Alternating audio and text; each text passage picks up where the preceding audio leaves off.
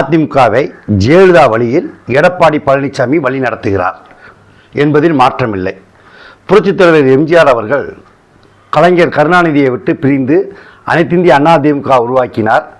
அதற்கு பின்பு எம்ஜிஆர் மறைவுக்கு பின்னர் இந்த கட்சி அழிந்துவிடும், ஒரு கொள்கையற்ற கட்சி, கொள்கை இல்லாத கட்சி மீண்டும் ஆட்சிக்கு வராது, தலைவர் இல்லை என்றால் அந்த கட்சி ஆட்சியை அமைப்பது மிகவும் கடினம் என்றெல்லாம் விமர்சிக்கப்பட்டது. அதற்கு பின்பு ஜானகி சில நாட்கள் மட்டுமே முதல்வராக இருந்து பின்னர் ஜானகி அணி ஜெயலலிதா அணியான இரண்டாக பிரிந்து பொதுத் தேர்தலை சந்தித்தது. அப்போது திமுக வெற்றி பெற்று ஆட்சி அமைத்தது. அனைவரும் சொன்னார்கள் ஜானகி ஜெயலலிதா என இருவரும் பிரிந்ததினால்தான் திமுக ஆட்சிக்கு வந்தது என்று.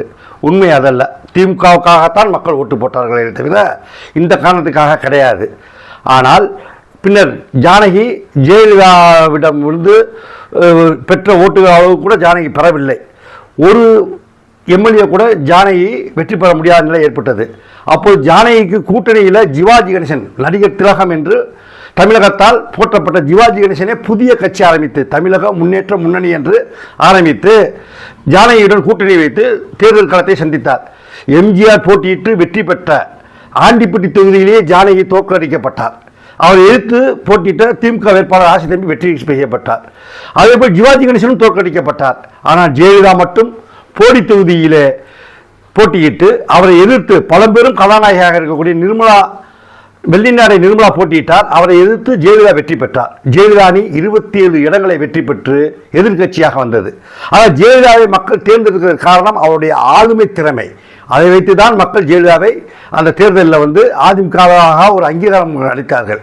பின்னர் ஜானகியும் ஜெயலலிதாவும் ஒன்றாக இணைந்த பின்பு ஜானகி அணியில் இருந்த பல தலைவர்கள் ஜெயலலிதாவிடம் நாங்கள் தான் இந்த கட்சியை உருவாக்கினோம், அதிமுகவை உருவாக்கினோம், எம்ஜிஆரை உருவாக்கினோம், ஜானகியை உருவாக்கினோம் என்றெல்லாம் பேசிக்கொண்டிருந்த போது ஜெயலலிதா அவர்கள் மீது நடவடிக்கை எடுத்தார், ஒழுங்கு நடவடிக்கை எடுத்தார்.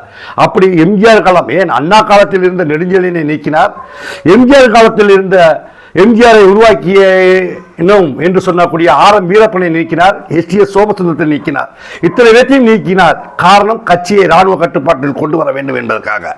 அப்படி கொண்டு வந்தார். பின்னர் 3 முறை இந்த கட்சியை அவர்களை நீக்கிய பின்பு 3 முறை வெற்றி பெற்று அதிமுகவை ஆட்சி கட்டிலில் அமர்த்தினார். கட்சியை இராணுவ கட்டுப்பாட்டில் கொண்டு வந்தார். இப்பொழுது எடப்பாடிக்கு அதே நிலைதான். இப்பொழுது இருக்கக்கூடியவர்கள் நாங்கள் ஜெயலலிதாவை உருவாக்கினோம், ஜெயலலிதா காலத்தில் இருந்தோம், அண்ணா காலத்தில் இருந்தோம், எம்ஜிஆர் காலத்தில் இருந்தோம் என்று சொல்கிறார்கள். இவர்களை எடப்பாடி கட்சியின் கட்டுப்பாட்டை மீறி செயல்பட்டார்கள் என்று நீக்கியிருக்கிறார்.